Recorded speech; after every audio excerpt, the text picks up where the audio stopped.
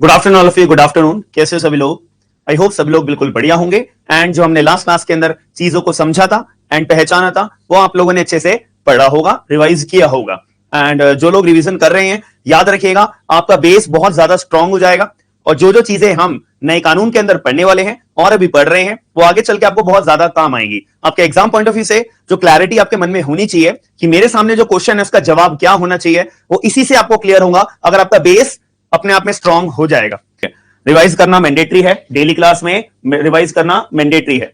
ठीक है, चलिए ज्यादा देरी ना करते हुए आज की क्लास को हम स्टार्ट करते हैं। सबसे पहली बात, लास्ट क्लास में हमने एक क्रिमिनल ट्रायल को समझा था और उसके अंदर जो हमारा नया सीआरपीसी है, भारतीय नागरिक सुरक्षा संहिता के अंदर जो जो प्रोविजंस हैं और इंडियन एविडेंस एक्ट जो हम बात करते हैं, भारतीय साक्ष्य अधिनियम के बारे में हमने चीजों को डिस्कस किया था। तो उसको हम थोड़ा सा रिकैप्चुलेट कर लेते हैं। हमने क्या कहा था, जैसे पुलिस वाले को इंफॉर्मेशन मिलती है, पुलिस वाले क्या दर्ज करते हैं? एफआईआर। इंफॉर्मेशन रिसीव मिलने के बाद, इंफॉर्मेशन आने के बाद पुलिस वाले क्या दर्ज करेंगे? एफआईआर। कौन से सेक्शन में? 173 बीएनएसएस के अंदर। और ये अपना कौन सा चैप्टर आता है? चैप्टर नंबर 13, जो 173 से स्टार्ट होकर 196 तक खत्म होता है। जब पुलिस वाले ने एक बार एफआईआर दर्ज कर लिया, पुलिस क्या करेंगे? अपनी इन्वेस्टिगेशन करना शुरू कर देंगे। अब इन्वेस्टिगेशन अगर मैं बात करूं, क्या काम होता है इन्वेस्टिगेशन? कौन कौन कर सकता है? पुलिस वाले कर सकते हैं या फिर any other person which is authorised by the magistrate. ये अपना इन्वेस्टिगेशन करने किसके द्वारा करी जाती है, ये बात है। इन्वेस्टिगेशन में क्या किया जाता है? For the collection of evidence. Evidence इकट्ठा करे जाते हैं ताकि उन एविडेंस को हम कोर्ट के सामने पेश करेंगे और वो रेलेवेंट एविडेंस अगर माने जाते हैं तो उसको एडमिसिबल किया जाएगा। एडमिसिबल करने के बाद जज साहब के दिमाग में क्लैरिटी हम देंगे कि हम जो बोल रहे हैं वो सच बोल रहे हैं और जज साहब हमारे फेवर में जजमेंट दे देंगे। ये कानून की प्रक्रिया होती है। अब इस केस के बाद हमने क्या कहा था? पुलिस वाले जब इन्वेस्टिगेशन कर रहे होंगे तो अरेस्ट भी करेंगे। चैप्टर नंबर 5 सेक्शन नंबर 35 से लेकर 62 बीएनएसएस के अंदर अरेस्ट का प्रोविजन हमारे को मेंशन करे हुए हैं। जब हम बीएनएसएस पढ़ेंगे वहां पे डील करेंगे, बट अभी एटलीस्ट हमें सेक्शंस, चैप्टर्स तो पता हो कि जो हमारे हाथ में टॉपिक जो हम पढ़ने वाले हैं नए कानूनों के अंदर वो कहां पे क्या क्या चीजें डील करती हैं। हाँ है ना? ठीक है। फिर इसके बाद क्या होता है? फिर हम बात करेंगे कि यहाँ पे पुलिस वाले फिर अपनी चार्जशीट प्रिपेयर करेंगे, यानी कि चालान प्रिपेयर करेंगे, यानी कि पुलिस रिपोर्ट अपनी प्रिपेयर करेंगे। अलग अलग जगह पे अलग अलग नाम से इसे पुकारा जाता है, बट होती क्या है ये? Chargesheet under section number 193 of BNSS. 193 के अंदर अपना चार्जशीट अपनी कोर्ट पुलिस वाले कोर्ट में जमा करेंगे, मैजिस्ट्रेट साहब के सामने जमा करेंगे कि जज साहब हमारे मुताबिक हमने बहुत ज्यादा मेहनत करी है, इन्वेस्टिगेशन करी है और हमें लगता है कि केस के अंदर एक्स नाम का व्यक्ति मुजरिम है। एक्स नाम के व्यक्ति नहीं, ए नाम के व्यक्ति का मर्डर करा, ऐसा हमें लगता है। हमने सबूत इकट्ठे करे हैं। ये रही हमारी चार्जशीट। जो जो सबूत हमने इकट्ठे करे हैं उसका एक चिट्ठा हम आपको दे रहे हैं। बात खत्म। अब मैजिस्ट्रेट क्या करेंगे? अब मैजिस्ट्रेट अपना दिमाग चलाएंगे अपना चार्जशीट पढ़ने के बाद में कि हाँ यार पुलिस वालों ने इन्वेस्टिगेशन तो बढ़िया करी है, अब केस में दम तो है, इस केस के अंदर आगे की प्रक्रिया हमें चालू करनी चाहिए। अगर मैजिस्ट्रेट साहब को यह लगता है, अपना माइंड अप्लाई करने के बाद, जज साहब यहां पे अपना माइंड अप्लाई करते हैं, चार्जशीट को पढ़ने के बाद अपना दिमाग लगाते हैं कि इस केस में दम है, पुलिस वालों ने इन्वेस्टिगेशन ढंग की करी है या नहीं करी है। अगर मैजिस्ट्रेट को लगता है कि हाँ यार केस में दम है, तो then magistrate will take the cognizance. Magistrate cognizance, संज्ञान ले लेते हैं कि चलो भाई अब इसकी आगे की प्रक्रिया चालू करी जाए। अगर मैजिस्ट्रेट को लगता है कि नहीं कोई केस दम नहीं है, बेकार है, बिल्कुल इन्वेस्टिगेशन केस में कुछ है नहीं और पुलिस वालों ने बेवजह इतना बड़ा मुद्दा बना दिया है, तो ऐसे केस में magistrate is not bound to take the cognizance. Magistrate police वालों के चार्जशीट को एक्सेप्ट करने के लिए बाउंड नहीं होते हैं, मैजिस्ट्रेट कॉग्निजेंस लेने के लिए बाउंड नहीं होते हैं। याद रखना। तभी यहां पे जब मैं आपको बीएनएसएस पढ़ाऊंगा तो वहां पे ये चीज आपको और गहराई में समझ में आएगी कि मैजिस्ट्रेट जो कॉग्निजेंस लेते हैं अपना दिमाग अप्लाई करने के बाद में, चार्जशीट को पढ़ने के बाद में, समझने के बाद में। इतनी बात क्लियर हो गई? ठीक है। अब जब मैजिस्ट्रेट ने कॉग्निजेंस ले लिया है तो मैंने आपको क्या कहा था? Principle of natural justice. यहां पे एक्यूज को फ्री ऑफ कॉस्ट चार्जशीट की कॉपी दी जाएगी। तो ये हमारा प्रोविजन 232 के अंदर, 230 के अंदर आता है, 230 के ऑफ बीएनएसएस के अंदर। एंड सीआरपीसी में 207 का प्रोविजन होता था कि free of cost accuse person को चार्जशीट की कॉपी दी जाएगी। एक्यूज, आप भी तो अपना डिफेंस प्रिपेयर करोगे ना कि पुलिस ने क्या क्या छानबीन करी है आपके खिलाफ में, तो आपको भी तो पता होना चाहिए। ठीक है। फिर इसके बाद चार्ज फ्रेमिंग होगी। चार्ज फ्रेमिंग हमारा सेक्शन में 234 से लेकर 247 एंड सीआरपीसी में 211 से लेकर 224। ये सब बातें अपने कॉपीज में लिखी हुई हैं या नहीं? कितने बच्चे ऐसे हैं जिन्होंने ये सारी बातें अपनी कॉपीज में लिखी हुई हैं? कितने बच्चे ऐसे हैं जिन्होंने सारी बातें अपनी कॉपीज में लिखी हुई हैं? एक बार मुझे एक्नॉलेज कर दीजिए, क्योंकि अगर अपनी कॉपीज में अपनी लिखे नहीं होंगे ना तो रिवाइज करने में मजा नहीं आएगा आपको। फिर तो बेरक तो भाई देखो सबके पास है, गूगल पे है, हार्ड कॉपी है, बुक कोई भी ऑथर की ले लो, कोई भी पब्लिकेशन की बेरक ले लो, वो तो सब कुछ है। बट ये जो मुद्दे की बातें आपको कोई बुक वाला नहीं बताएगा, ये कहीं आपको बताई गई नहीं है। कोई भी टेक्स्ट बुक आप ले लो, वहां पे आपको इतने सीधे शब्दों में ये चीजें नहीं मिलेंगी, ये पढ़कर खुद निकाली जाती है जब भी हम ये क्लास के अंदर अपना टाइम इन्वेस्ट कर रहे हैं। समझ मेरी बात? ठीक है, चलो चार्ज क्या होता है? एक फॉर्मल एक्यूजिशन होता है। क्या एक्यूज? मुझे लगता है चार्जशीट पढ़ने के बाद में तुम्हारे ऊपर ये वाला आरोप लगना चाहिए। सेक्शन नंबर 103 आता है ना मर्डर का, बीएनएस के अंदर, भारतीय न्याय संहिता के अंदर सेक्शन 103। तो मुझे लगता है कि तुम्हारे ऊपर मैं आरोप लगाना चाहता हूं मर्डर का। ठीक है, चलो अब उसके बाद जब अपना चार्ज फ्रेम हो जाता है तब क्या शुरू होता है? जल्दी बताओ मेरे को सभी लोग। जब एक बारी चार्जशीट चार्ज फ्रेम हो जाता है तब आगे क्या बोलते हैं हमसे? क्या स्टार्ट होने वाला है? अब क्या स्टार्ट होने वाला है? एक बारी चार्ज फ्रेम हो जाने के बाद ट्रायल शुरू हो गया है। तो एक बारी जब चार्ज फ्रेम हो जाते हैं देन ट्रायल शुरू होता है। चार्जशीट जमा करने तक से लेके चार्ज फ्रेमिंग तक की स्टेज को हम क्या बोलते हैं? इंक्वायरी। एफआईआर दर्ज होने से लेके चार्जशीट जमा करने से पहले तक की जो प्रक्रिया होती है उसे हम क्या बोलते हैं? इन्वेस्टिगेशन। तो इसमें कभी भी कंफ्यूज मत होना, इन्वेस्टिगेशन की स्टेज कौन सी होती है, इंक्वायरी की स्टेज कौन सी होती है, ट्रायल की स्टेज कौन सी होती है। मैं ये देखता हूं बतेरे लोगों को यही नहीं पता होता है कि भैया ट्रायल की स्टेज कौन सी है, इंक्वायरी की स्टेज कौन सी है, इन्वेस्टिगेशन की स्टेज कौन सी है। और कहने को जी आप अपने एग्जाम्स की तैयारी कर रहे हो, नहीं, कंपटीशन बहुत ज्यादा है और ये बेसिक बातें आपको क्लियर होंगी तो कंपटीशन में आप बहुत ज्यादा आगे चले जाओगे। ये अंदर की बात है, रियलिटी है। ठीक है, पढ़ाई तो हर कोई कर रहा है लेकिन ये बेसिक बातें नहीं पता होती, बस सब लोग रट्टे लगाते हैं। अच्छा इस सेक्शन में ये, अच्छी इस सेक्शन में ये, बट प्रैक्टिकली एस्पेक्ट नहीं पता होता, जो मैं यहां पे पूरी मेहनत करके आपको समझाने की कोशिश कर रहा हूं। बाकी धीरे धीरे आपको 100% आएगी अगर आप कंसिस्टेंट रहोगे। एग्जाम में सक्सेसफुल होना है तो कंसिस्टेंट रहना बहुत जरूरी है, डेली रिवीजन करना बहुत जरूरी है। ये दो काम कर लोगे बहुत आगे निकल जाओगे, याद रखना। ठीक है, अब जब ट्रायल शुरू हो जाता है तो फिर मैंने आपको क्या कहा था, कौन सा सेक्शन पिक्चर में आएगा और कौन सा व्यक्ति अपना पहले एविडेंस देगा? आप दोगे, मैं दूंगा, प्रोसिक्यूशन देगा या डिफेंस देगा? पहले कौन देगा अपना सबूत? कौन देगा पहले? मतलब बताओ जरा, इसके लिए मैंने आपको एक सेक्शन पढ़ाया था, बताओ जल्दी बताओ। आप दोगे, मैं दूंगा पहले एविडेंस? प्रोसिक्यूशन देगा या डिफेंस काउंसिल देगा? In which section we can recall it? Rashmita कह रही है प्रोसिक्यूशन, बट मेरा क्वेश्चन ये है ऐसा कौन सा सेक्शन में ये बात लिखी हुई है कि सबसे पहले एविडेंस किसके द्वारा दिया जाएगा? ये बात लिखी कहां है? मेरे को कहां से पढ़कर ये पता लगेगा? क्या मैं बोल सकता हूं सेक्शन 105? वेरी नाइस, कुछ लोगों ने जवाब दिया है। गौरव अलग ही कहानी में चले गए हैं, गौरव अलग ही कहानी में चले गए हैं। हमारे भारतीय न्याय संहिता में तो 351 का नंबर का कोई सेक्शन ही नहीं है, टोटल 170 सेक्शन है भाई। मेरे को डरा दिया आपने, ठीक है, बट कोई बात नहीं, चलो। ये हमने पढ़ी थी 105 के अंदर, बर्डन ऑफ प्रूफ। जिस व्यक्ति को लगता है कि अगर मैंने एविडेंस कोर्ट में पेश नहीं करे भैया मैं केस हार जाऊंगा, तो बर्डन ऑफ प्रूफ उस व्यक्ति के ऊपर होता है। तो सबसे पहले एविडेंस वो व्यक्ति लेकर आएगा। अब ऐसे केस में एक्स नाम के व्यक्ति ने मर्डर करा है, आरोप कौन लगा रहा है? पुलिस। आरोप कौन लगा रहा है? प्रोसिक्यूशन। तो अगर प्रोसिक्यूशन एक्यूज के खिलाफ कोई सबूत पेश नहीं कर पाएगी तो केस हार कौन जाएगा? प्रोसिक्यूशन हार जाएगा, पुलिस केस हार जाएगी, विक्टिम केस हार जाएगा, सीधी सी बात है। तो इसीलिए सबसे पहला सबूत एविडेंस किसको लाना पड़ेगा? प्रोसिक्यूशन को। चलो जी, अब प्रोसिक्यूशन अपना सबूत लेकर आ गए, जो भी लाना, सबूत लाने के लिए प्रक्रिया अपनी स्टार्ट करेंगे। अब ये बात आती है कि सबसे पहले क्या होगा? प्रोसिक्यूशन आपके पास सबसे पहले सबूत लाने का अधिकार है, तो सबसे पहले क्या करेगा प्रोसिक्यूशन? बताओ जरा। ये बात हमारे को कौन से सेक्शन में लिखी हुई है कि सबसे पहले क्या किया जाता है? अब हमें पता लग गया है प्रोसिक्यूशन सबसे पहले अपने सबूत लेके आएगा, अपने विटनेस लेके आएगा। तो क्या होगा सबसे पहले? सबसे पहले होता है एग्जामिनेशन इन चीफ। सबसे पहले होता है एग्जामिनेशन इन चीफ। अब ये बात मैं अपने मनगढ़ंत कहानियों से बोल रहा हूं।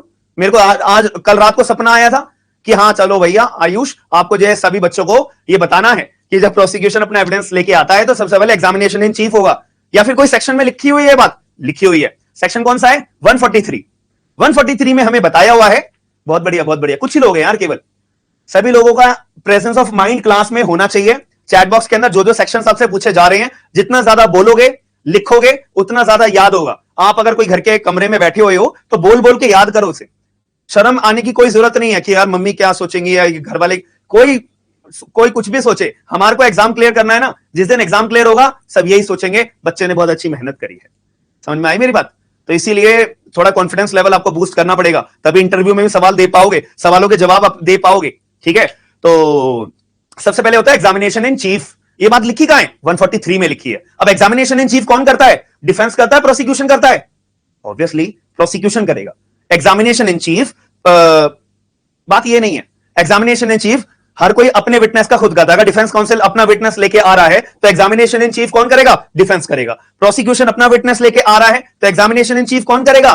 प्रोसिक्यूशन करेगा। इसका मतलब यह होता है कि यहां पे जज साहब को बताया जाता है कि विटनेस बताओ जज साहब को तुमने क्या देखा, विटनेस बताओ जज साहब को तुमने पुलिस वाले को क्या गवाही दी थी मिलने के बाद में, विटनेस बताओ जज साहब को तुमने एक्स और ए को आखिर में साथ में देखा था या नहीं देखा था। लास्ट सीन थ्योरी आपने जज साहब को बतानी है कि तुमने कितने बजे क्या करते हुए आइसक्रीम खा रहे थे वो दोनों साथ में, क्या लड़ाई झगड़ा आपस में कर रहे थे, आखिरी बार तुमने देखा था ना, तुमने पुलिस को गवाही दी थी ना, तो बताओ जज साहब को। This is known as examination in chief. चलो अब इसको तोड़ मरोड़ने की बात, अब इसको तोड़ मरोड़ के बाल की खाल निकालने का काम किसका होता है? क्रॉस एग्जामिनेशन का होता है। क्रॉस एग्जामिनेशन किसके द्वारा किया जाता है? एडवर्स पार्टी के द्वारा। और ये बात कहां लिखी है? 143 में लिखी हुई है। इसके बाद अगर कोई अपना विटनेस दल बदल हो जाए तो उसका क्या कराया जाता है? Re examination. री एग्जामिनेशन किसके द्वारा किया जाता है? जो जिसका विटनेस होता है वो खुद ही अपना विटनेस का री एग्जामिन करता है। ठीक है जी। और ये क्या as a matter of right होता है? क्या as a matter of right जज साहब के सामने क्लेम किया जा सकता है क्या कि जज साहब मैं अपने पुराने वाले विटनेस को दोबारा री एग्जामिन करना चाहता हूं, मेरे को अलाउ करो? कैसे बोला जाएगा? नहीं, बल्कि ऐसे बोला जाएगा जज साहब प्लीज मैं अपने पुराने वाले विटनेस को दोबारा री एग्जामिन करना चाहता हूं, आप हमारे को परमिशन दे दीजिए। Because as per section 143 re examination केवल जब ही करी जाएगी अगर जज साहब के द्वारा आपको परमिशन मिल चुकी है। It is not a matter of right, it is a discretionary power which is held by the honourable court. इतनी बात क्लियर हो गई? ठीक है, ये बात भी हमारे को समझ में आ जाती है। फिर हमने आर्गुमेंट होंगी। और हां, क्रॉस एग्जामिनेशन क्यों किया जाता है? ऐसी मजे में? ऐसी मजे में? नो, बाल की खाल निकालनी पड़ती है। इन शॉर्ट, जो विटनेस अपना एग्जामिनेशन चीफ जिस विटनेस का हुआ है क्रॉस एग्जामिनेशन में उसको कॉन्ट्राडिक्ट करना पड़ता है एज पर सेक्शन 146। उस विटनेस की क्रेडिट को इंपीच करना पड़ता है as per section 158 of Bharatiya Sakshya अधिनियम। ठीक है। और इन शॉर्ट उस विटनेस की पूरी वरासिटी को चेक किया जाता है। ठीक है जी, as per section 149 of BSA. समझ में आ रही है मेरी बात? ठीक है। री एग्जामिनेशन भी हमने समझ लिया था। फिर इसके बाद मैंने क्या कहा था? फिर आर्गुमेंट होंगे, फिर इसके बाद जजमेंट डिलीवर हो जाएगा। जज साहब को जिसका पलड़ा भारी दिखता है और जो व्यक्ति ने अपना बियॉन्ड रीजनेबल डाउट, अब इसके बारे में बात करूंगा, अपना केस प्रूव कर दिया है, जज साहब उसके फेवर में जजमेंट दे देंगे, काम खत्म हो जाता है। अब मुद्दे की बात मैंने आपको एक और बताई थी कि जज के पास क्या पावर होती है। जज साहब बस चुपचाप बैठ के दोनों पार्टीज को देखते रहेंगे। अच्छा प्रोसिक्यूशन आपने क्या, आप जो सबूत लेके आए हो, अच्छा विटनेस डिफेंस काउंसिल आप जो सबूत लेके आए हो, मैं बैठ के बस चुपचाप इधर उधर देखता रहूंगा, जिसको जो करना है वो करते रहो। क्या ऐसा करेंगे जज साहब? एज अ पपेट के तौर पे बैठे रहेंगे? नो, जज साहब के पास बहुत ज्यादा पावर होती है। बट लिखी कहां है ये बात? जज साहब के पास क्या पावर है हमें क्या पता? हमें क्या पता एविडेंस की स्टेज पे जज साहब के पास ट्रायल के अंदर क्या पावर्स हैं? ये बात लिखी कहां है? Under section number 168। Very nice, very nice. Under section number 168 के अंदर ये बात हमारे को बता रखी है, जज साहब किसी भी टाइम किसी भी व्यक्ति से, किसी भी विटनेस में, किसी भी फॉर्म में, किसी भी पार्टी से, किसी भी स्ट्रेंजर को या कोई भी डॉक्यूमेंट प्रोड्यूस करने के लिए बोल सकते हैं, कुछ भी कर सकते हैं। जज साहब के पास बहुत ज्यादा पावर होती है। और एक जनरल बात बताई जाए, हम एग्जाम में बहुत रेयरली ये क्वेश्चन आता है, बट मेंस में ना आंसर राइटिंग को इंप्रूव करने के लिए ये लिखना पड़ता है। हमारा भारत जो है, जो क्रिमिनल सिस्टम है हमारे भारत के अंदर, जो क्रिमिनल सिस्टम है वो क्या है? एडवर्सेरियल है या इनक्यूजिटोरियल है? एडवर्सेरियल या इनक्यूजिटोरियल का मतलब क्या होता है? एडवर्सेरियल सिस्टम हमारे भारत में वैसे एडवर्सेरियल सिस्टम है जहां पे हर एक व्यक्ति के पास अपनी अपनी पावर्स को डिस्ट्रीब्यूट करा हुआ है। पुलिस का काम है इन्वेस्टिगेशन करना, वहां पे जज साहब बीच में इंटरफेयर नहीं करेंगे। ट्रायल चलाना जज साहब का काम है, उस केस में पुलिस वाले इंटरफेयर नहीं करेंगे। तो ये होता है एडवर्सेरियल सिस्टम। इनक्यूजिटोरियल सिस्टम का मतलब क्या होता है? जहां पर सारी पावर्स एक व्यक्ति के पास होती है कि मैं जज भी हूं, मैं पुलिस भी हूं, और मैं इन्वेस्टिगेशन भी करूंगा और मैं ट्रायल भी चलाऊंगा। उस क्रिमिनल सिस्टम को बोला जाता है इनक्यूजिटोरियल सिस्टम। अब आप खुद बताओ हमारे भारत में कौन सा सिस्टम है? एडवर्सेरियल है या इनक्यूजिटोरियल है? हमारे भारत के अंदर एडवर्सेरियल सिस्टम है, लेकिन कुछ कुछ जगह पर कुछ कुछ सेक्शंस अवेलेबल हैं जहां पर हम बोलते हैं कि हमारे भारत के अंदर प्योरली एडवर्सेरियल नहीं है, कुछ कुछ एसेंस, कुछ कुछ धाराएं इनक्यूजिटोरियल की भी है। जैसे कि सेक्शन 168 भारतीय साक्ष्य अधिनियम, जहां पे जज साहब के पास इतनी ज्यादा पावर दे दी गई है कि जज साहब जब मन करेगा, जैसे मन करेगा, जिस मर्जी से कुछ भी तरह का सवाल पूछ सकते हैं। और जज साहब को इंटरफेयर करने, जज साहब को बीच में या जज साहब की बात को कॉन्ट्राडिक्ट भी नहीं करा जा सकता है, जज साहब को कोई भी टोक भी नहीं सकते हैं, जज साहब को बीच में रोक भी नहीं सकते हैं। तो इसका मतलब क्या है कि जज साहब के पास एक मैक्सिमम पावर दी गई है। इसको बोला जाता है कि यह सेक्शन हमारा इंक्यूजिटोरियल सिस्टम का एग्जांपल। मेरी बात समझ में आई? क्या मेरी बात समझ में आई आप लोगों को? ठीक है जी, चलो ये बात भी हमारे को समझ में आ जाती है। ठीक है, चलो अब एक दो तीन पॉइंट है छोटे छोटे, वो मैं डिस्कस करके फिर आज की क्लास को हम आगे बढ़ाएंगे। ठीक है, कल दो तीन पॉइंट छोटे छोटे थे, वो डिस्कस और कर लेते हैं। जैसे कि हमने कहा था कि एक हमारा प्रोसिक्यूशन विटनेस था, उसने क्या आरोप लगाया था? गोलगप्पे वाले ने क्या आरोप लगाया था? एक हमारा प्रोसिक्यूशन विटनेस था ना, उसका नाम क्या था? ई नाम था। ठीक है, एक हमारा प्रोसिक्यूशन विटनेस था ई। ठीक है, अब इसको कटघरे में खड़ा करा गया, तो इसने क्या बोला था कि जज साहब एक्स नाम के व्यक्ति को मैंने नहीं देखा कि इसने मर्डर करा नहीं करा, मैं तो अपने गोलगप्पे बेच रहा था, बट मैं ये बात जानता हूं एक्स नाम का व्यक्ति बहुत बेकार आदमी है, बहुत गंदा आदमी है, बहुत ही ज्यादा फ्रॉड आदमी है, ये लोगों के पैसे खा जाता है वगैरह वगैरह। यानी कि गोलगप्पे वाले ने क्या बोला था कि एक्स नाम का व्यक्ति का बैड कैरेक्टर है, एक्स नाम के व्यक्ति का बैड कैरेक्टर है। अब ये बैड कैरेक्टर हमारे को कहां पर बताया हुआ है, अंडर विच सेक्शन? क्या मैं बोल सकता हूं? इसका सबसे पहले एक मेजर सेक्शन है 49। ठीक है, एक सेक्शन नंबर 49 है भारतीय साक्ष्य अधिनियम का। ये हमारे को एक बात क्लियर करता है कि सेक्शन 49 बीएसए का एक बात हमारे को क्लियर करता है कि आप बैड कैरेक्टर जो प्लीड कर रहे हो वो इररिलेवेंट है। बैड कैरेक्टर अगर आप प्लीड कर रहे हो कोर्ट के अंदर, तो बैड कैरेक्टर हमारा अपने आप में इररिलेवेंट माना जाता है। मेरे कहने पे मत जाओ, एक बार बेरेक्ट ओपन करके सेक्शन 49 ओपन करो जल्दी जल्दी। मेरे कहने पे मत जाओ, एक बार जल्दी जल्दी सेक्शन 49 को ओपन अप करिए, जल्दी जल्दी ओपन करो, जल्दी जल्दी, टाइम कम है, चीजें ज्यादा पढ़नी है। ठीक है जी, previous bad character not relevant except in reply. Except in reply कहने का मतलब क्या है? अभी एक्सेप्ट इन रिप्लाई को साइड रखो, इसमें क्या बोला है कि अगर एक्स नाम का व्यक्ति जैसा भी हो, उसने फ्रॉड करा हो नहीं करा हो, लोगों के पैसे खाता हो नहीं खाता हो, भैया कोर्ट में आप गोलगप्पे वाले अगर बैड कैरेक्टर प्रीवियसली आप प्रूव करना चाह रहे हो या बोल रहे हो, वो आपकी बात को रेलेवेंट नहीं मानेंगे, इररेलेवेंट मानेंगे। इतनी बात क्लियर हो गई सबको? सेक्शन 49 के अंदर ये बात हमारे को क्लियर कर दी है कि bad character is not relevant, bad character is irrelevant. मेरी बात समझ में आ गई? ठीक है, अब आगे चल के अगर मैं बात करूं, अगर मैं डिफेंस काउंसिल की बात करूं, डिफेंस काउंसिल में एक्यूज व्यक्ति, एक्स नाम का व्यक्ति कोर्ट में बोलता है जैसा मैं तो बहुत शरीफ आदमी हूं, मैं तो किसी मक्खी को नहीं मारा, मैं तो इतना संत आदमी हूं कि पूछो मत, अगर कोई मेरे से ऊंची आवाज में भी बात करता है मैं तो रो पड़ता हूं, मैं तो इतना इनोसेंट आदमी हूं और मैं तो बहुत गुड कैरेक्टर का आदमी हूं।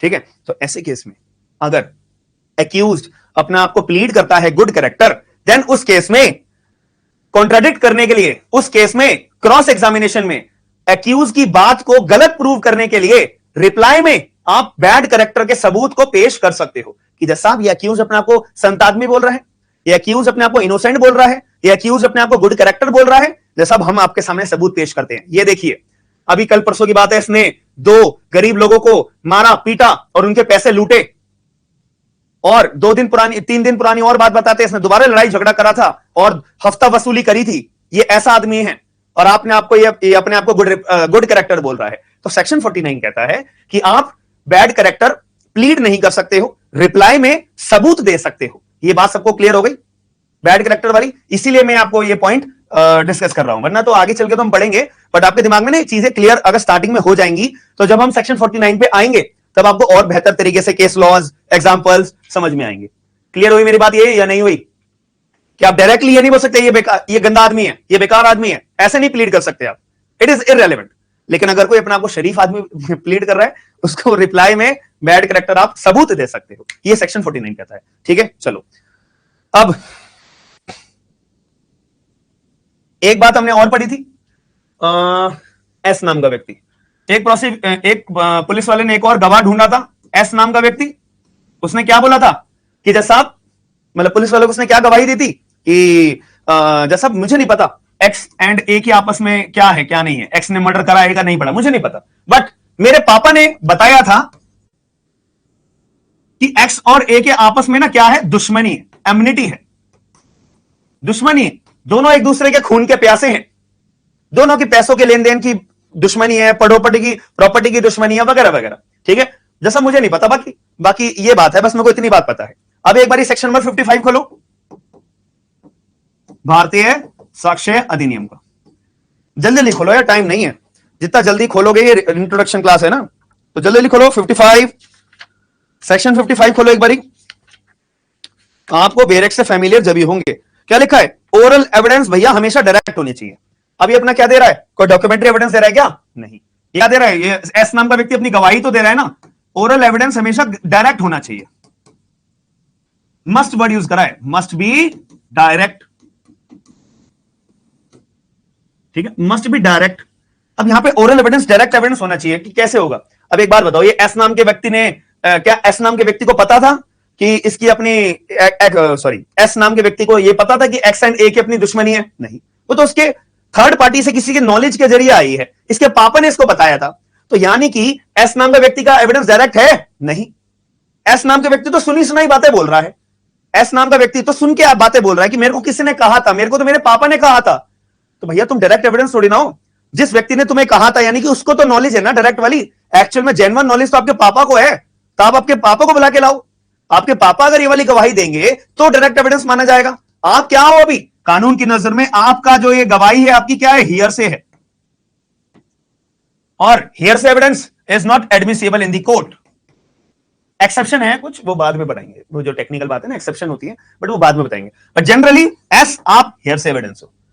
आपकी गवाही हम रिकॉर्ड नहीं करेंगे, आपकी गवाही रेलेवेंट एंड एडमिसिबल नहीं मानी जाती है। तो डायरेक्ट एविडेंस अगर आपके पापा आएंगे, ठीक है, आपके पापा ओरल एविडेंस देंगे तो वो डायरेक्ट माना जाएगा। बात खत्म। ये बात हमारे को कहां लिखी है? सेक्शन 55 में लिखी हुई है।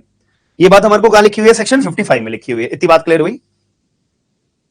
हाँ हाँ बिल्कुल रेशमिता, आपने मुझसे पहले एविडेंस सेट पढ़ा हुआ है ना, इसलिए आपके दिमाग में ये क्लैरिटी है। ठीक है जी, चलो। बट इससे एक छोटी सी बात निकल के आ रही है, मोटिव कि होना हो, शायद मोटिव हो सकता है। मोटिव हमारा कहां रेलेवेंट है? सेक्शन नंबर 6 में, बीएसए के अंदर। चलो ये बात भी हमारे को समझ में आ गई। क्लियर हो रही है मेरी बात? ठीक है, ठीक है। अब ये मोटिव तो इसका रेलेवेंट हो सकता है, बट एज पर सेक्शन 55 ये एडमिसिबल नहीं हो सकता। एज पर सेक्शन 55 ये एडमिसिबल नहीं हो सकता। ठीक है, नॉट एडमिसिबल है। और मोटिव से ये मोटिव रेलेवेंट तो है भाई। आपकी जो बात बोल रहे हैं, चलो हम एक तरफा मान भी लेते हैं कि इन दोनों की दुश्मनी है, मान लेते हैं, चलो कोई बात नहीं, हम रेलेवेंट है बट एडमिसिबल नहीं है। यानी कि इससे हमें एक बात और पता लगती है कि हर एक फैक्ट अपने आप में रेलेवेंट तो हो सकता है, बट इसकी गारंटी नहीं है कि वो एडमिसिबल होगा या नहीं होगा। समझ में आ रही है मेरी बात? और एक और बात होती है जो मैं आगे चल के बताऊंगा कि कभी कभी कोई फैक्ट ऐसा होता है जो अपने आप में स्टार्टिंग में इररेलेवेंट है, लेकिन आगे चल के वो एडमिसिबल हो जाता है। ठीक है, स्टार्टिंग में वो फैक्ट अपना इररेलेवेंट है, लेकिन आगे चल के वो रेलेवेंट हो जाता है। एक एग्जांपल अभी दे रहा हूं, अगर समझ में आए तो ठीक है, नहीं आए तो माइंड से निकाल देना। एक्स नाम का व्यक्ति अगर ये प्लीड करे कोर्ट के अंदर कि जज साहब, जिस टाइम पे ए का मर्डर हुआ उस टाइम तो मैं दुबई में बैठा हुआ कॉफी पी रहा था, और मर्डर हुआ है दिल्ली में, तो मेरा तो जज साहब कोई रिलेशन ही नहीं है। मैं तो जिस टाइम पे मर्डर हुआ, रात के 10 बजे मर्डर कह रहे हैं ना पुलिस वाले, रात को 10 बजे मर्डर, ये देखो जैसा मेरी फ्लाइट की टिकटें, ये देखो जज साहब मेरे रेस्टोरेंट में बैठे हुआ सीसीटीवी फुटेज, दुबई के यहाँ पे मेरी टिकट है, दुबई की होटल की बुकिंग है, दुबई के लॉरी के अंदर वो जो कैबिन है मैं वहां पे खड़ा हुआ हूं, ये रही सीसीटीवी फुटेज। तो जैसा मैं तो नहीं हूं वहां पे। तो अगर हम पहले की बात करें कि एक्स का दुबई में कॉफी पीना अपने आप में क्या रेलेवेंट है बात अपना इस पर्टिकुलर केस में? नहीं। कि दुबई में बैठ के एक्स नाम का व्यक्ति कॉफी पी रहा था, क्या ये केस में रेलेवेंट है? नहीं। बट अब रेलेवेंट अब एडमिसिबल जब होगी कि अगर रात के 10 बजे दुबई में एक्स नाम का व्यक्ति उस तारीख को, जिस तारीख को एक्स ए नाम का व्यक्ति का मर्डर हुआ, वो कॉफी पी रहा था, अब ये रेलेवेंट एंड एडमिसिबल मानी जाएगी? बिल्कुल मानी जाएगी। कि पहले कोई बात इररेलेवेंट थी, लेकिन अब वो बात रेलेवेंट एंड एडमिसिबल हो जाएगी। इसको बोलते हैं प्ली ऑफ एलिबाय। इसको बोलते हैं प्ली ऑफ एलिबाय। हाँ बिल्कुल ठीक है, क्लियर है मेरी बात? बाकी ऐसे बहुत सारी बातें हैं जो धीरे धीरे बताई जाएंगी, बट अभी मैं आपके ऊपर ज्यादा बर्डन डालना नहीं चाहता। ठीक है, अब वो पुलिस ने जो प्रिंट आउट निकाला था, ठीक है, वो सेक्शन 63 का सर्टिफिकेट लगाना पड़ेगा।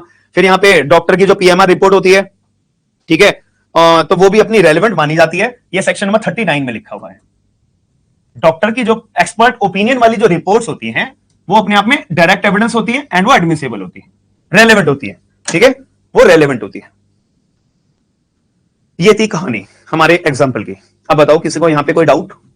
और कुछ सेटिस्फैक्टरी आपके मन में लग रहा है चीजें कि हमारे को यार कुछ ना हो, कुछ ना से अच्छा हमारे को अब इजीली कुछ ना कुछ ट्रायल का प्रोसेस समझ में आ रहा है, कैसे एविडेंस एक्ट एक ट्रायल के अंदर एप्लीकेबल होता है। और 170 सेक्शन में से कुछ सेक्शंस ऐसे हैं जो अभी मेरे दिमाग में सेट हो चुके हैं। आपके अंदर कोई ऐसा फील हो रहा है? किन किन लोगों को ऐसा फील हो रहा है? क्योंकि आपका जब तक रिव्यू नहीं नजर आएगा ना तो उसमें फिर कॉन्फिडेंस की कमी रहेगी मेरे अंदर, ठीक है, कि मेरे को लगता होगा कि शायद मेरे को कुछ और इंप्रूवमेंट की जरूरत हो। ठीक है, तो एक बार मुझे एक्नॉलेजमेंट दे दीजिए। एक कॉपी में अपनी नोट बना के ऊपर जैसे एक कॉपी होती है, यहां पे खाली जगह होती है और ये लाइनें होती है ना, यहां पे खाली जगह पे लिख लो रेलेवेंसी सेक्शन नंबर 3 से लेके 50 में, ठीक है। एडमिसिबिलिटी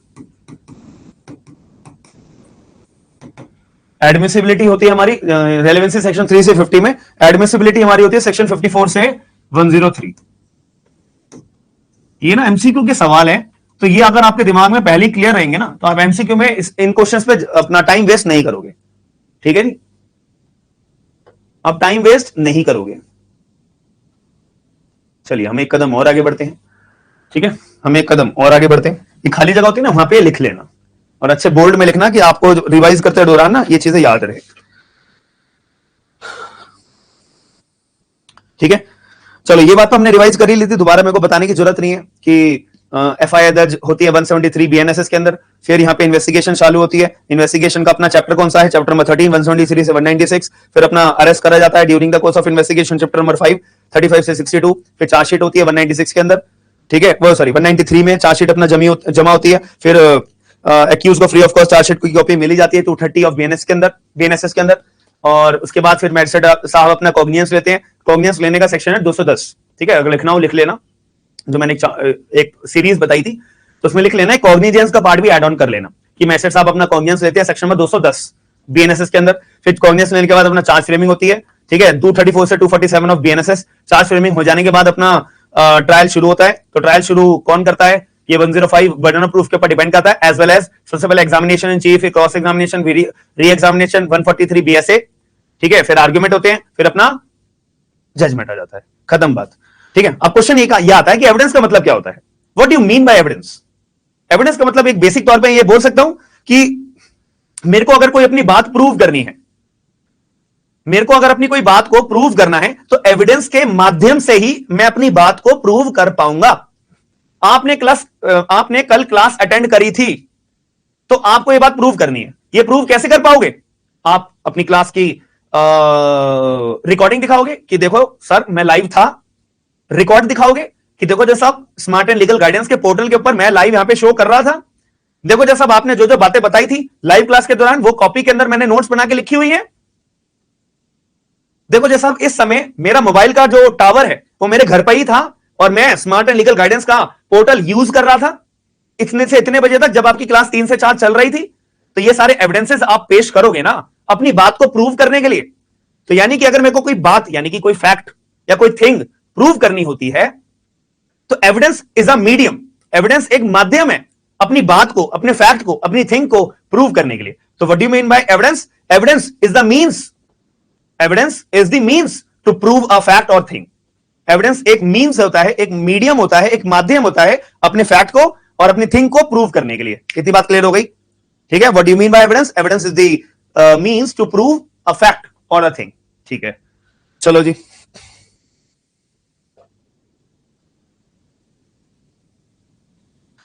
अभी फिर मैंने आपको एक बात और बताई थी कि कोर्ट में एविडेंस लाया जाएगा, ठीक है, और कौन लाएगा और उसका क्या इंपैक्ट पड़ेगा, एविडेंस कौन लेकर आएगा और किसके ऊपर बर्डन ऑफ प्रूफ होगा एविडेंस लाने का, और एविडेंस लाने के बाद उसका क्या इंपैक्ट पड़ेगा। इस बात के लिए मैंने आपको कहानी बताई थी कि चैप्टर नंबर 7 के अंदर, चैप्टर नंबर 7 के अंदर हमारे को बता रखा है सेक्शन में 104 से 120 के अंदर ये बात बता रखी है, ठीक है जी। चैप्टर नंबर 7 सेक्शन 104 से लेके 120 के अंदर हमारे को ये बता रखा है, ठीक है। इसके अंदर क्या हेडिंग हमारी है? हेडिंग बताओ एक बारी, production and effect of evidence.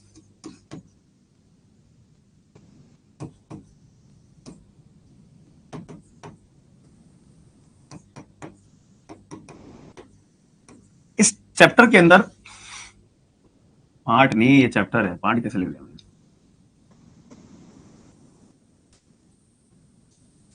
ठीक है, chapter number 7 part number 4, part 4 है, और सेक्शन 104 से लेके 120 के अंदर ये बात हमारे को बता रखी है कि कौन एविडेंस लेके आएगा, उसका प्रभाव क्या पड़ेगा, फिर बर्डन ऑफ प्रूफ शिफ्ट किसके ऊपर होगा, एक पार्टी ने अगर कोई अपनी बात रखी है उसको बात को प्रूव करना पड़ेगा, प्रूव करते हुए फिर बर्डन ऑफ प्रूफ उसके ऊपर शिफ्ट हो जाएगा, वगैरह वगैरह। ठीक है, और इसके लिए बेसिक सबसे इंपॉर्टेंट सेक्शन इनिशियल स्टेज पे हमने क्या पढ़ा था, सेक्शन नंबर 105। 105 क्या कहता है कि जो बात अपना जिस पार्टी को अपना बात को प्रूव करना है, अगर वो प्रूव नहीं कर पाए या कोई एविडेंस ना लेकर आ पाए तो वो केस हार जाएगा, तो उस व्यक्ति के पास बर्डन ऑफ प्रूफ होता है। इन द सेम केस हमने सेक्शन 105 पढ़ा था, तो ये एग्जाम के अंदर सबसे इंपॉर्टेंट है, याद रखना। एग्जाम में ना सबसे ज्यादा सवाल एग्जाम्पल वाले इसी सेक्शन से पूछे जाते हैं। ठीक है, बाकी पढ़ेंगे तो सारे ही पढ़ेंगे ना अभी, जब तो जैसे इसके साथ में 108 भी मैंने बताया था, एक्यूज ने अगर प्लीड करा जैसा मैंने मर्डर तो करा है, लेकिन जनरल एक्सेप्शन में मेरा केस आता है, ग्रेव एंड सडन प्रोवोकेशन में मैंने मारा हो, राइट ऑफ प्राइवेट डिफेंस का इस्तेमाल करते हुए मैंने मारा हो, वगैरह वगैरह। तो अब यहां पे बर्डन ऑफ प्रूफ किसका है, एक्यूज का है। अगर एक्यूज अपनी बात ये प्रूव नहीं कर पाया तो केस वो हार जाएगा। तो सेक्शन 105 रीड विद सेक्शन 108 हमने बात पढ़ी थी। क्या आपको अब एक्यूज अपना जनरल एक्सेप्शन प्रूव करना है? 108 के अंदर ये बात और क्लैरिफाई करी हुई है। ठीक है, ठीक है। अब इसको थोड़ा सा और डिटेल में मैं आपको बताना चाहूंगा। ठीक है, इसको थोड़ा सा और डिटेल में मैं आपको बताना चाहूंगा, क्योंकि मुझे लगता है कि बर्डन ऑफ प्रूफ के ऊपर ना बच्चों को बहुत ज्यादा डाउट रहता है। ठीक है, तो अभी एक बेसिक इंट्रोडक्शन आपको दे दिया जाए तो दिमाग में क्लैरिटी आ जाएगी। हमने एलिगेशन क्या लगा रखे हैं? ए के ऊपर एलिगेशन क्या था कि एक्स नाम के व्यक्ति, एक्स के नाम के ऊपर एलिगेशन क्या था कि एक्स ने शूट करा है ए नाम के व्यक्ति को, एक्स ने शूट करा है ए नाम के व्यक्ति को। ठीक है, अब बीओपी किसके पास, बीओपी किसके ऊपर होगा? तो एज पर सेक्शन 105 बीओपी होगा प्रोसिक्यूशन के ऊपर, कि वो ये प्रूव करे कि एक्स नाम के व्यक्ति ने ही गोली मारी है। अब साथ ही में अगर एक्स नाम का व्यक्ति कन्फेस कर लेता है एंड प्लीड करता है कि मैंने जो मारा है वो राइट ऑफ प्राइवेट डिफेंस में मारा है, राइट ऑफ प्राइवेट डिफेंस में मारा है, आरपीडी में, तो ऐसे केस में अब burden of proof as per section 105 read with section 108 of Bharatiya Sakshya Adhiniyam, BOP किसके ऊपर शिफ्ट हो जाएगा? शिफ्ट्स ऑन एक्स, क्योंकि एक्स को अपनी बात प्रूव करनी पड़ेगी। इतनी बात क्लियर है? अब बर्डन ऑफ प्रूफ शिफ्ट हो गया।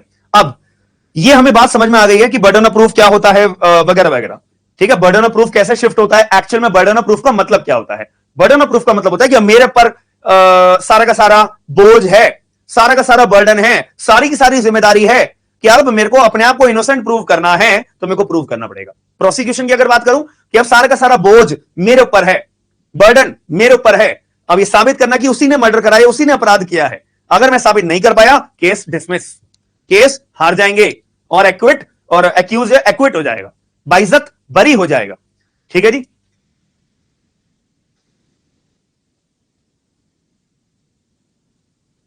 चलिए ये बात हमारे को समझ में आ जाती है।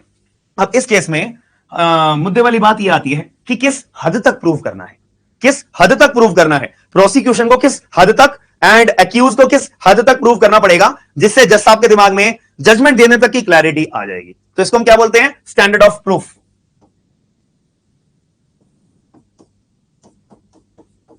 हालांकि ये स्टैंडर्ड ऑफ प्रूफ का टॉपिक ना हमारे बेरक में कहीं पे भी नहीं है, कानून के अंदर ये कहीं भी नहीं दिया हुआ है, याद रखना। ये एक अपना टॉपिक होता है जो वेरियस जजमेंट से निकल कर आया है, ये कोई भी अपना बेरक का लॉ का प्रोविजन नहीं है। Standard of proof, standard of proof के ब्रैकेट में आप लिख सकते हो अपनी अपनी लैंग्वेज में कि किस हद तक केस को प्रूव करना है, it is known as standard of proof. आप ब्रैकेट में लिख सकते हो किस हद तक केस को प्रूव करना है। अब हमें पता है दो तरह के केसेस होते हैं, एक होता है हमारा सिविल, एक होता है हमारा क्रिमिनल। क्रिमिनल तो हम डिस्कस कर ही रहे हैं, सिविल का मैंने एक एग्जांपल दिया था आपको, वो 30 साल तक मेरे पापा गायब हैं तो उनको सिविल डेथ डिक्लेयर कर दी जाए।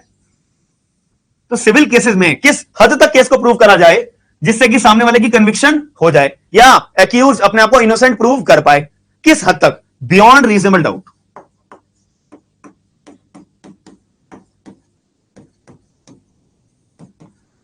बियॉन्ड रीजनेबल डाउट का मतलब ये होता है सामने वाली पार्टी के पास कोई ऑब्जेक्शन रेज करने का अब मौका बचे ही ना, दूध का दूध पानी का पानी हो जाए, दूध का दूध पानी का पानी हो जाए, सामने वाली पार्टी अब कुछ ऑब्जेक्शन रेज करने के हैसियत में ना बचे, इतनी काबिल ना बचे कि अब वो हमारे पॉइंट पे कोई ऑब्जेक्शन रेज कर पाए, इट प्रोसिक्यूशन के लिए भी और एक्यूज के लिए भी।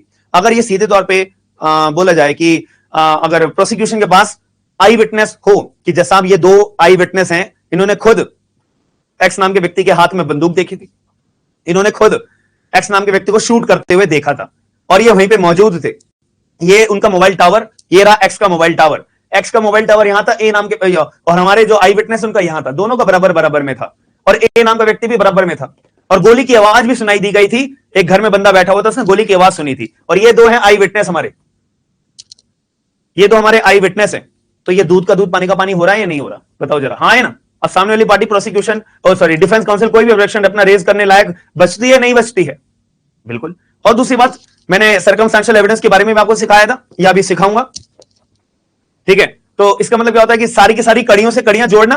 पुलिस वालों ने इतने लोगों से बातचीत करी थी, एक व्यक्ति कह रहा है कि हाँ मैंने इनको आखिरी बार देखा था, एक व्यक्ति ने टेस्ट आइडेंटिफिकेशन परेड करवाई थी, एक व्यक्ति ने लास्ट इन टुगेदर, एक व्यक्ति ने बैड कैरेक्टर और भतेरे लोगों ने, और यहां पे थ्रेटनिंग ईमेल्स, एक व्यक्ति ने बोला था कि दोनों के आपस में लड़ाई झगड़ा है और यहां पर थ्रेटनिंग ईमेल्स, बंदूक मिली है, उसी बंदूक से गोली चलाई गई है, फिंगरप्रिंट एक्यूज के पाए गए हैं। तो यहां पे कड़ियों से कड़ियां जुड़ रही हैं नहीं जुड़ रही हैं, कड़ियों से कड़ियां जुड़ के यहां पे साफ साबित हो रहा है एक्स नाम के व्यक्ति ने मर्डर करा है। तो इतना beyond reasonable doubt case prove करा है प्रोसिक्यूशन ने, ये बात मान सकते हैं, कहीं ना कहीं हो सके मान सकते हैं, कहीं ना कहीं ये हो सकता, ये हम मान सकते हैं कि हाँ यार ये बात तो है। इतनी बात क्लियर है, ठीक है। सिविल केस में किस हद तक केस को प्रूव करना पड़ेगा, प्रीपोंडरेंस ऑफ प्रोबेबिलिटी।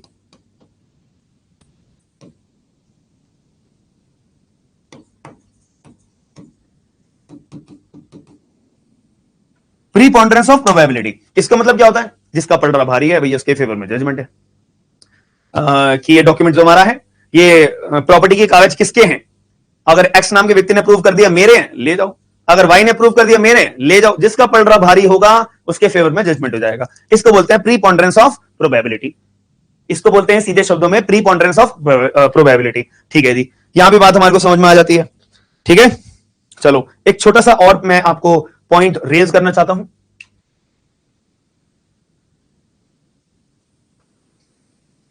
क्वेश्चन ये आता है कि हाउ मैनी विटनेस रिक्वायर्ड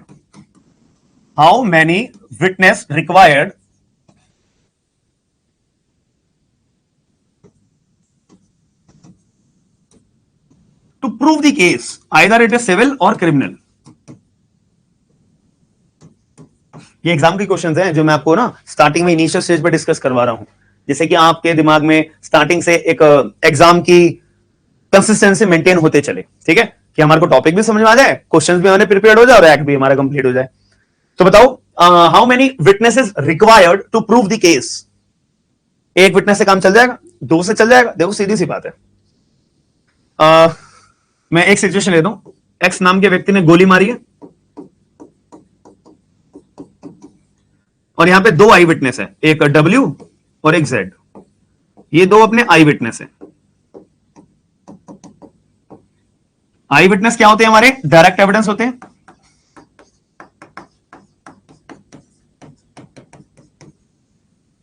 अब यहां पे कोर्ट के सामने ये प्रूव करने की जरूरत है मोटिव, ये प्रूव करने की जरूरत है लास्ट इन टुगेदर, ये प्रूव करने की जरूरत है कि अपना इनके बीच में बैड कैरेक्टर, एडमिसिबिलिटी वगैरह वगैरह।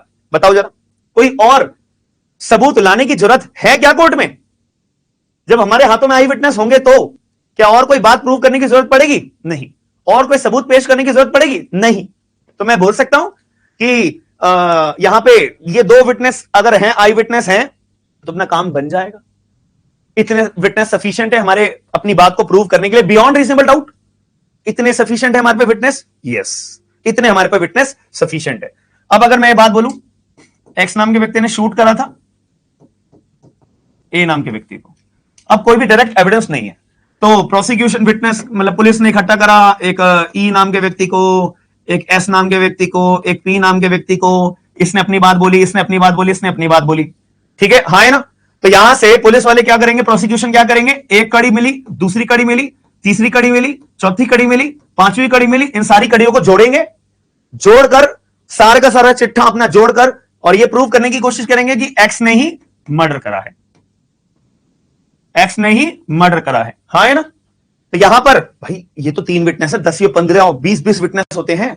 आपको मैं केस, मैंने सुप्रीम कोर्ट का अभी एक जजमेंट पढ़ा था भाई साहब, वहां पे ना 17 साल पहले कोई अपराध हुआ था, 17 साल पहले कोई अपराध हुआ था, अभी तक विटनेस, प्रोसिक्यूशन विटनेस की अभी एग्जाम रिकॉर्डिंग चल रही है, स्टेटमेंट रिकॉर्डिंग चल रही है, अभी 17 साल हो गए। अब सोचो आप जरा, समझ रहे मेरी बात? अभी तो प्रोसिक्यूशन का खेल चल रहा है, इसके बाद डिफेंस काउंसिल चालू होगा, फिर डिफेंस काउंसिल का कितने टाइम तक चलेगा पता नहीं, समझ रहे हो? और एक्चुअल में जजमेंट कब आएगा पता नहीं। ठीक है, और हम क्या पढ़ रहे हैं जी, 1 जुलाई से 2024 से नए कानून लागू हो गए हैं, तो 1 जुलाई को या उसके बाद में कोई भी केस रजिस्टर्ड होगा तो नए कानून से डील होगा, और 1 जुलाई से पहले अगर कोई case, FIR, investigation, trial, application, appeal, proceeding अगर कोई पेंडिंग है तो वो अपनी पुराने कानून से डील होगी। हाँ है ना? ठीक है, क्योंकि अपराध तो देखो होते रहेंगे, अपराध 1 जुलाई के बाद कितने सारे हुए हैं ये मुझे बताने की आपको जरूरत नहीं है, और इतने बड़े बड़े इतने घिनौने अपराध हुए हैं ये मुझे बताने की जरूरत नहीं है। समझ रहे मेरी बात? कि कानून के अंदर जितने भी हार्ड सेक्शन बना लो, पर सोसाइटी के अंदर जो चेंज लाना है वो अंदर से इंसान को खुद ही लाना पड़ेगा। ठीक है, कानून जितने मर्जी हार्श बन जाए या कुछ भी हो जाए, बट इंसान जब तक अंदर से नहीं बदलेगा, इंसान अंदर से जब तक इंसान नहीं बनेगा, जब तक कुछ भी काम नहीं आएगा। समझ रहे हो? ठीक है जी, चलो। हाँ, तो मुद्दे की बात, इसका आंसर मेरे को कहां पे मिलेगा? अगर मुझे इसका जवाब जानना है कि एक्चुअल में कितने विटनेसेस की रिक्वायरमेंट होती है टू प्रूव द केस, इसका आंसर है जितने मर्जी विटनेस ले आओ, मतलब कोई पर्टिकुलर नंबर ऑफ विटनेस की रिक्वायरमेंट नहीं होती है। एक बारी सेक्शन नंबर 139 ओपन अप करिए, सेक्शन नंबर 139 एक बार ओपन करिए, और इसका होता है section number 134 Indian evidence act का, 139 बीएसए का एंड 134 इंडियन एविडेंस एक्ट का। एक बार ओपन करके रीड करो यार, एक बार रीड करो। 139 क्या कह रहा है? Number of witnesses, no particular number of witnesses shall in any case be required for the proof of any fact, for the proof of any fact. इससे दिमाग में क्लैरिटी आई नहीं आई? बताओ पहले तो, आई नहीं आई? कि कितने भी विटनेस ले आओ, अगर ये वाला कैसे डायरेक्ट एविडेंस है तो भैया एक डायरेक्ट एविडेंस भी है ना, विटनेस भी है ना, काम बढ़िया है। अब यहां पे 15-15, 100 विटनेस ले आओ, कोई बात नहीं, चलेगा। बट याद रखना, एक मैं प्रैक्टिकल बात बताऊं, जो लोग वकील वगैरह हैं वो बात मेरी इन बात से रिलेट कर पाएंगे। जितने ज्यादा विटनेस भी लेकर आओगे ना, उतना नुकसानदायक होता है। क्यों? आप अपना एक विटनेस लाए और एक 10वां विटनेस, एक विटनेस ने बोला कि हाँ मैंने एक्स नाम के व्यक्ति को भागते हुए देखा था रात को 10 बजे। 10वां विटनेस कह रहा है हाँ मैंने भी एक्स को नाम के व्यक्ति को भागते हुए देखा था 8 बजे। अरे भाई, एक विटनेस कह रहा है 10 बजे, एक विटनेस कह रहा है 8 बजे। समझ रहे मेरी बात? तो जितने ज्यादा विटनेस भी लेकर आओगे, उतने अपने पैर पे खुद ही कुल्हाड़े मारने वाली बात होगी, अपने केस को डुबाने वाली बात होगी। तो जो एक बेस्ट एडवोकेट होता है, एक अच्छा वकील होता है ना, वो लिमिटेड विटनेस लेकर आता है, मजबूत विटनेस लेकर आता है, उनको पूरा प्रिपेयर करवा के लेके आता है। ठीक है, जब भी आपका केस एक स्ट्रांग बनता है। कानून ने आपको कोई मना नहीं करा हुआ है, आप 100 हजार विटनेस जितने मर्जी लाना चाहो उतने ले आओ, बट जितने ज्यादा विटनेस लाओगे उतनी बात में कॉन्ट्राडिक्शन बहुत ज्यादा पैदा होने लग जाएगी। एक विटनेस कुछ और कह रहा है, एक विटनेस कह रहा है मैं दिन में देखा था, एक कह रहा है रात में देखा था, मर्डर हुआ है शाम में। कहां से रिलेट कर पा रही है बात तुम लोगों की? ठीक है जी, चलिए अब हम एक कदम और आगे चलते हैं, सेक्शन याद रखने सारे। ठीक है, सेक्शन 139 हमारा बीएसए का जो बात करता है कि नो, ये भी एमसीक्यू का क्वेश्चन है, हजारों बार एग्जाम में आ चुका है। It is very important question जो आपको याद रखना पड़ेगा। ठीक है जी, चलिए अब एक और बात आती है हमारी, अब हम थोड़ा सा एक कदम और आगे बढ़ाते हैं, चैप्टर नंबर 9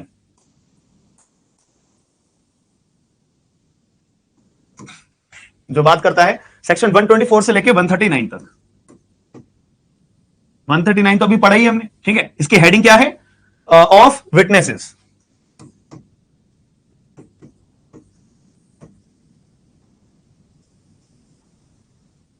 ऑफ विटनेसेस। अभी ना एक मैं आपको बात बता देता हूं, शाम को 5 बजे, अभी जैसे 4 बजने वाले, शाम को 5 बजे मेरा जो यूट्यूब चैनल है ना नया वाला, SLG लॉ क्लासेस के नाम से, वहां पे आपको एक वीडियो अपलोड मिलेगी, 45 मिनट्स का पूरा कंप्लीट लेक्चर है। उस लेक्चर को आप जरूर देखिएगा, अपने नोट्स उस लेक्चर से जरूर बनाइएगा। उसके अंदर फायदा क्या होगा? क्योंकि अब रिजर्वेशन का मुद्दा ना बहुत ज्यादा ट्रेंडिंग पे है। सुप्रीम कोर्ट के जजमेंट आया, कल भारत बंद घोषित कर दिया गया था। सुप्रीम कोर्ट ऑफ इंडिया ने 2024 में रिजर्वेशन के रिगार्डिंग सब क्लासिफिकेशन करी जाए शेड्यूल कास्ट, शेड्यूल ट्राइब्स में से वगैरह वगैरह। तो इसके लिए आपको बतेरी वीडियोस तो मिल जाएंगी, बट वहां पे एज अ जुडिशरी एस्पिरेंट मुझे कौन कौन से जजमेंट याद रखने हैं, 1962 से लेके 2024 तक की सारी कहानी मैंने उसके अंदर बता दी है। 1962 में क्या बोला था, उसके बाद क्या बोला, उसके बाद क्या बोला, उसके बाद क्या बोला, 2024 में सुप्रीम कोर्ट ऑफ इंडिया ने क्या बोला। ठीक है, ये सारी कहानी मैंने सीरीज में लाइन वाइज आपको बताई है उसके अंदर। तो इससे एक जुडिशियल एस्पिरेंट को एग्जाम में आने वाले जजमेंट, पुरानी कहानियां और करंट कहानी, करंट सिनेरियो क्या है वो सब पता लग जाएगा। तो वो जरूर बनाइएगा, ठीक है, शाम को 5 बजे। ठीक है, चलो मुद्दे पे आते हैं, वापसी आ जाओ अपने मुद्दे के ऊपर। अब ये चैप्टर हमारे को क्या बताता है? चैप्टर नंबर 9 सेक्शन 124 से लेकर 139 बीएसए का ऑफ विटनेसेस। ये चैप्टर हमारे को किस बात की शिक्षा देगा? सबसे पहली बात, बहुत तरह के विटनेस होते हैं, लेकिन कोर्ट के अंदर ना 2 विटनेसेस का जिक्र करा गया है। एक तो वो विटनेस जो अपने आप में कंपिटेंट है भी नहीं है। आप कटघरे में खड़े कर रहे हो प्रोसिक्यूशन या डिफेंस काउंसिल, क्या ये विटनेस कंपिटेंट है या नहीं है? एक वो witness whether allowed to be as a witness or not, whether allowed to be as witness or not। ये 2 तरह के विटनेस है जिसके ऊपर सारी के सारी डामाडोल हमारा डिपेंड करता है। ठीक है, अगर मैं बात करूं सेक्शन 124 भारतीय साक्ष्य अधिनियम, एक बार ओपन अप करो सेक्शन 124 को, ओपन अप करो, क्या कहना चाह रही है? सेक्शन 124 ओपन अप करिए।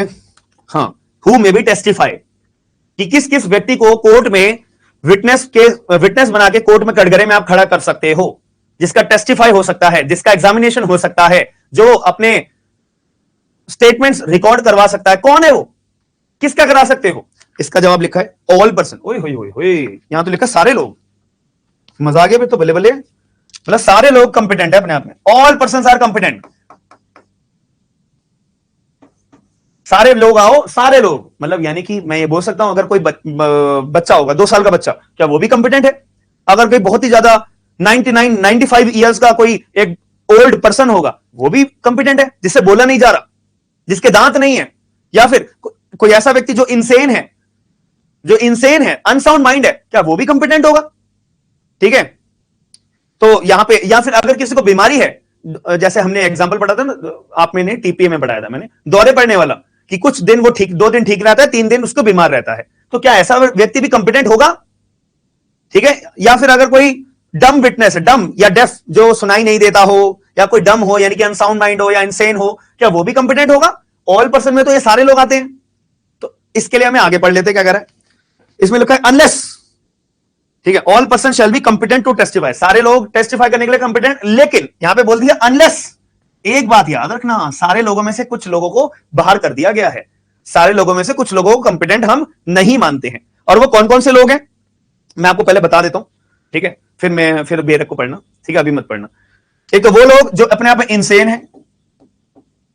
एक बात बताओ, आप इंसेन व्यक्ति को अपने सामने खड़ा करो, आप उससे सवाल पूछो कि हाँ तुमने रात को क्या खाना खाया था, तो आपको एक्सपेक्टेशन है कि वो सही आंसर दे पाएगा, मतलब आपका सवाल समझ पा रहा है, वो आपका सवाल समझ पाएगा? वो क्या आपके मन में एक्सपेक्टेशन है कि वो मेरा सवाल नहीं समझ पाएगा और वो मेरे क्वेश्चन का जवाब नहीं दे पाएगा? यही मन में फीलिंग आएगी और आपको पता होगा, हाँ है ना, उससे बात करने के बाद आपको पता लग जाएगा कि ये मेरे सवाल का जवाब नहीं समझ पा रहा है, मुझे लगता है कि ये इंसेन है।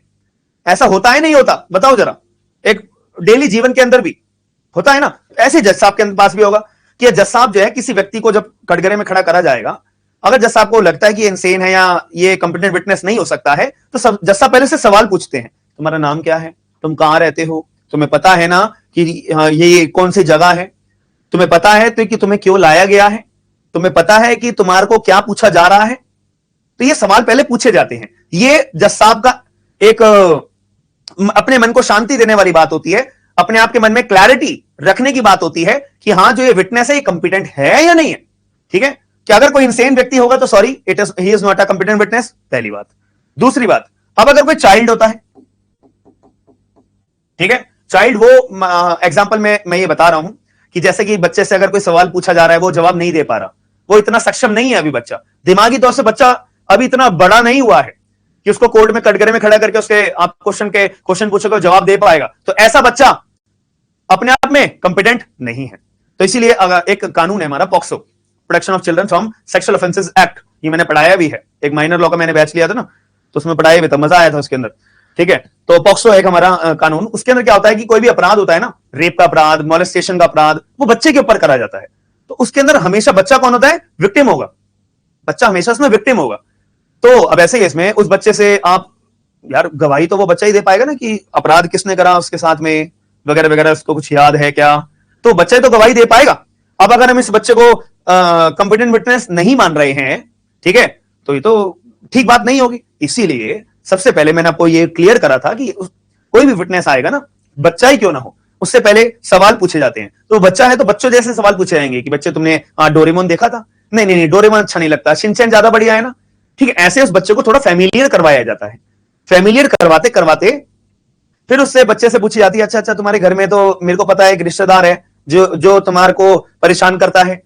फिर वो बच्चा फ्लो फ्लो में जवाब देता है, समझ लो मेरी बात। उससे पहचाना जाता है कि वो जज साहब का या फिर कोर्ट्स में जो भी सवाल पूछे जा रहे हैं वो समझ पा रहा है।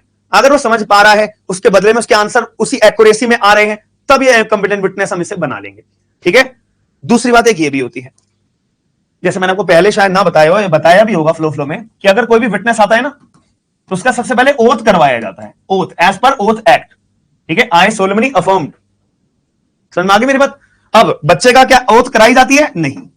अब अगर आपने ओथ एक्ट पढ़ा होगा या नहीं भी पढ़ा होगा, तो आप याद रखिएगा, बच्चे के अगर बच्चा कंपिटेंट क्यों ना हो, बच्चा सवालों के जवाब अच्छे से क्यों ना दे रहा हो, तब भी बच्चे की ओथ नहीं करवाई जाती है, बच्चे की ओथ नहीं करवाई जाती है। अगर कोई बच्चा 12 साल की उम्र से कम है तो उसकी ओथ नहीं करवाई जाती है। ठीक है, तो फिर आप सोचोगे सर बिना ओथ के इसका हम एग्जामिनेशन कर लेंगे? बिल्कुल कर लोगे। अगर बच्चा सवालों के जवाब समझ रहा है, सवाल समझ रहा है, जवाब समझते हुए दे रहा है, तो ऐसे बच्चों को भी कंपिटेंट विटनेस हम बना लेंगे। लेकिन अगर वो नहीं समझ रहा है तो अनलेस वाली कैटेगरी में डाल देंगे। समझ आ रही है मेरी बात? अब अगर कोई एक्सट्रीम ओल्ड एज का व्यक्ति हो, ठीक है, या अगर कोई डम हो, डेफ हो, ठीक है, तो ये सारे लोग अपने कंपिटेंट विटनेस की कैटेगरी में नहीं आते हैं। समझ में आ गई मेरी बात? अब वेदर अलाउड, अब एक बारी 124 पढ़ लो, 124 पढ़ लो पूरा, आपको रियलिटी में समझ में आ जाएगा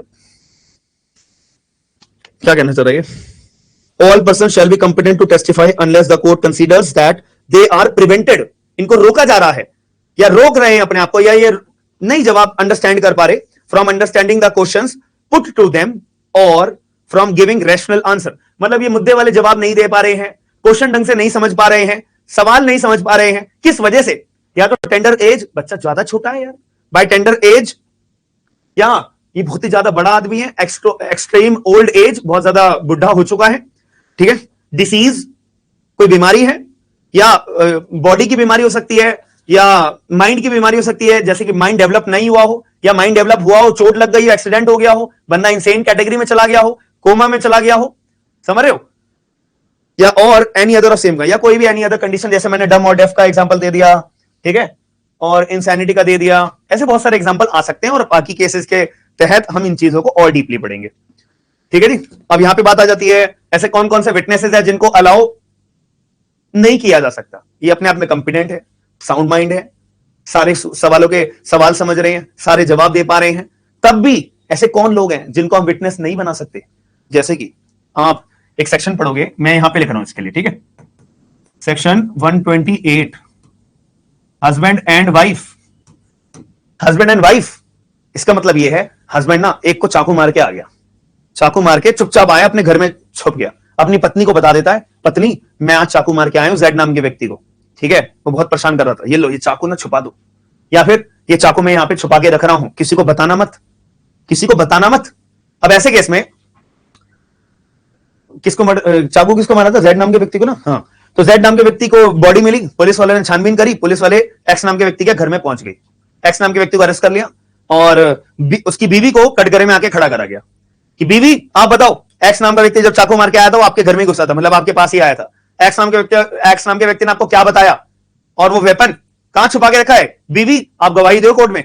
तो क्या यहां पर एक वाइफ अपने हस्बैंड के लिए, अपने हस्बैंड के अगेंस्ट में गवाही दे सकती है? As per section 128, that particular wife is not a competent witness. वो जो वाइफ है वो कंपिटेंट विटनेस नहीं मानी जाएगी। अगर इनकी शादी ड्यूरिंग द मैरिज, एक वाइफ अपने पति के अगेंस्ट में गवाही नहीं दे सकती है। ये 128 में लिखा हुआ है। एक बार रीड कर लो, ओवरव्यू देख लो एक बार 128 को। कम्युनिकेशन ड्यूरिंग मैरिज, ठीक है, जो भी मियां बीवी के बीच में जो कम्युनिकेशन होती है, ठीक है, जो भी कोई मियां बीवी के बीच में कम्युनिकेशन होती है, उसको आप कोर्ट में एज अ कटघरे में हस्बैंड को या वाइफ को नहीं बुला सकते हो बताने के लिए कि आपके बीच में जो बात हुई थी, मियां बीवी आपके बीच में जो बात हुई थी, कोर्ट को बताओ। यार क्यों बताएं? वो हमारी कम्युनिकेशन है ड्यूरिंग द मैरिज। समझ में मेरी बात या नहीं लॉजिकली? ठीक है।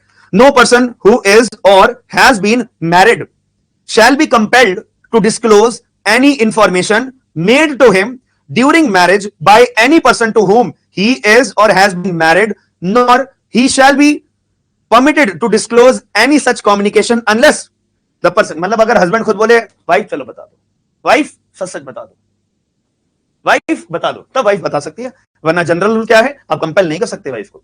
ठीक है, क्लियर हो गई मेरी बात? ठीक है। अब एक और आता है हमारा एडवोकेट एंड क्लाइंट। ये मैंने आपको एग्जांपल पहले भी दिया था।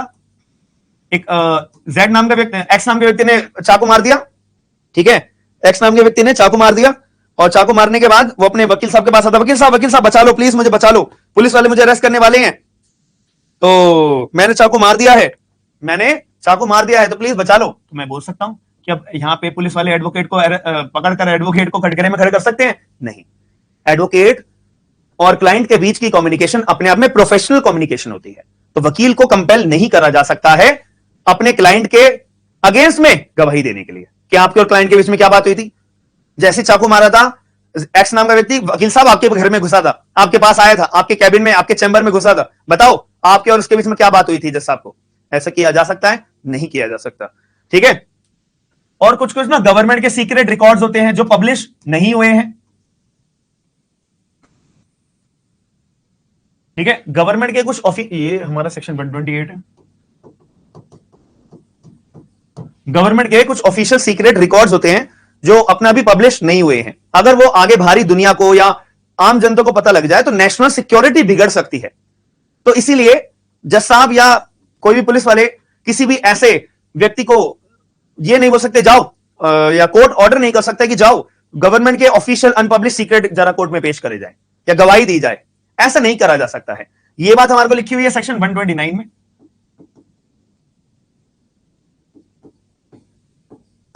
समझ में आ रही है मेरी बात या नहीं? ठीक है जी, चलो फिर यहां तक आपको कहानी समझ में आई? एविडेंस एक्ट इजी लग रहा है?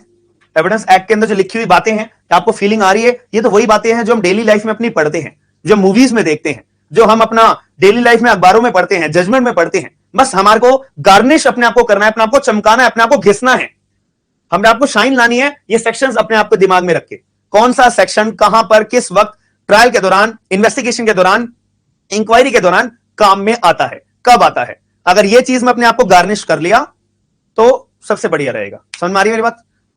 ठीक है। बस एक लास्ट एक छोटा सा टॉपिक और बचा इंट्रोडक्शन में, वो मैं आपको नेक्स्ट क्लास में करा के फिर हम पूरा का पूरा बेरेक्ट, कल की क्लास से हम अपना बेरेक्ट शुरू कर देंगे। ठीक है, कल की क्लास से हम अपना पूरा का पूरा सेक्शन नंबर 3 से अपनी कहानी शुरू करना चालू कर देंगे, बेरेक्ट अपना चालू कर देंगे। ठीक है जी, तो आपको आज की क्लास कैसी लगी एक बार चैट बॉक्स के अंदर मुझे बता दीजिए।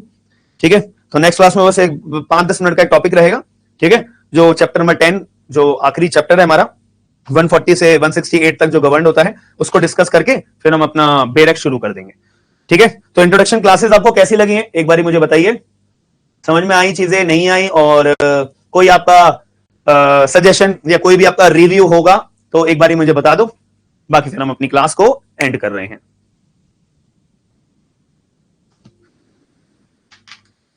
ठीक है जी, चलो फिर हम मिलते हैं नेक्स्ट क्लास में। आपका कोई भी डाउट हो, कोई भी परेशानी हो, या कोई भी जरा से भी दिक्कत रहे तो आप लोग मुझे ना ग्रुप पे मैसेज कर देना। आपका भारतीय साक्ष्य अधिनियम का एक प्रॉपर ग्रुप बना हुआ है जहां पे हम मैसेज आपको डालते हैं कि इतने बजे क्लास है, लाइव क्लास, रेडी रहिएगा, इतने बजे क्लास है। जो वो मैसेज आते हैं ना, तो आप लोग भी उस मैसेज पे रिप्लाई कर सकते हो। ठीक है, आप लोग भी उस मैसेज के उस ग्रुप के ऊपर मैसेज कर सकते हो। अगर आपको कोई पर्सनल डाउट हो जिससे कि डायरेक्टली आपको मुझसे कोई क्वेश्चन पूछना हो तो आप मेरे को पर्सनल मैसेज भेज सकते हो। ठीक है जी, चलिए हम मिलते हैं नेक्स्ट क्लास में। Bye, take care, signing off, have a good day all of you. और जो टीपीए वाले बच्चे हैं वो 6 बजे रेडी रहिएगा, ठीक है।